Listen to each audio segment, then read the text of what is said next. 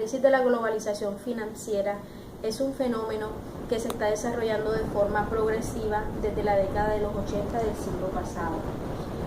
Al coincidir aproximadamente con este horizonte temporal, las inestabilidades financieras han constituido un fenómeno que de manera creciente han azotado a numerosos países y regiones del mundo, debido a las graves implicaciones que históricamente han tenido estas crisis para todo tipo de agentes, no solo para las grandes empresas multinacionales, los inversionistas institucionales o las entidades financieras de gran tamaño, sino también para las empresas pequeñas y medianas e incluso para los inversionistas individuales.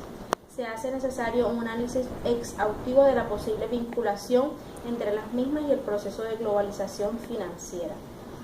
Por ello, el objetivo propuesto en este trabajo es identificar y analizar los factores que determinan las relaciones entre la globalización financiera y las crisis financieras mediante el planteamiento de un modelo conceptual explicativo de esos desequilibrios en la era de la globalización. La crisis financiera que han tenido lugar de forma paralela al desarrollo del proceso de globalización financiera parecen tener características que les diferencian de aquellas que se produjeron en épocas anteriores, siendo la imprevisibilidad la más destacable.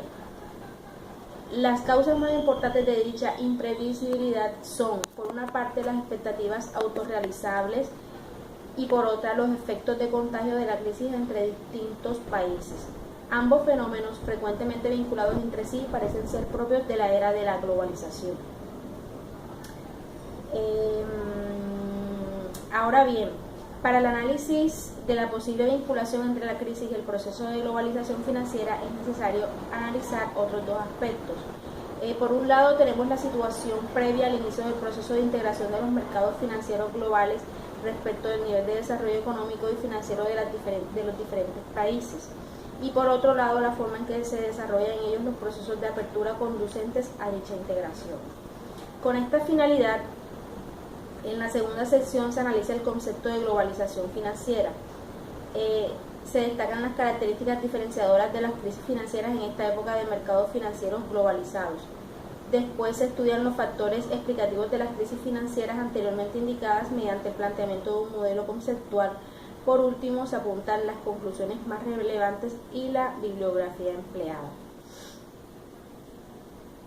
La crisis de la globalización financiera se refiere al incremento de las relaciones globales por medio de los flujos financieros transnacionales. Este proceso se está desarrollando por medio de un número creciente de vinculaciones de países o conjunto de naciones de los mercados financieros internacionales que recoge el concepto de integración financiera. El grado de integración depende de la medida en que se exponen a las influencias externas.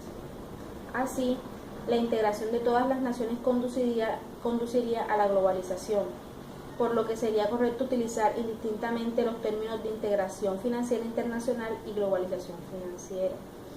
Esta última es una integración financiera total en su grado máximo a escala mundial. El acontecimiento de los procesos de liberalización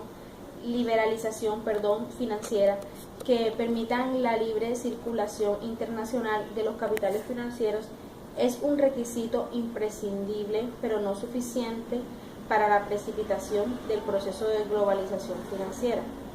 Esta exige, además del movimiento de flujos de capital transnacionales, la interconexión entre los mercados financieros de los países implicados. Es decir, además de la movilidad internacional de activos, se requiere la sustitutividad, lo cual no se deriva de las liberalizaciones financieras.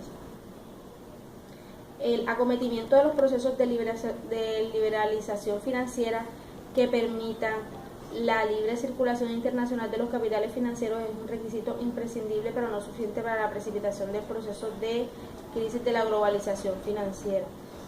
Esta exige, además del movimiento de flujos de capital transnacionales, la interconexión entre los mercados financieros de los países implicados, es decir, además de la movilidad internacional de activos, se requiere la sustitutividad, lo cual no se deriva. Un proceso de integración financiera internacional exige, además de la pertinente liberalización, la concurrencia de al menos otros tres factores. En primer lugar, debido a que las liberalizaciones financieras no serán suficientes si no fuera posible un traslado rápido y sin excesivos costos adicionales al avance en las tecnologías de la información y la comunicación. Ha contribuido decisivamente en el desarrollo del proceso de globalización financiera.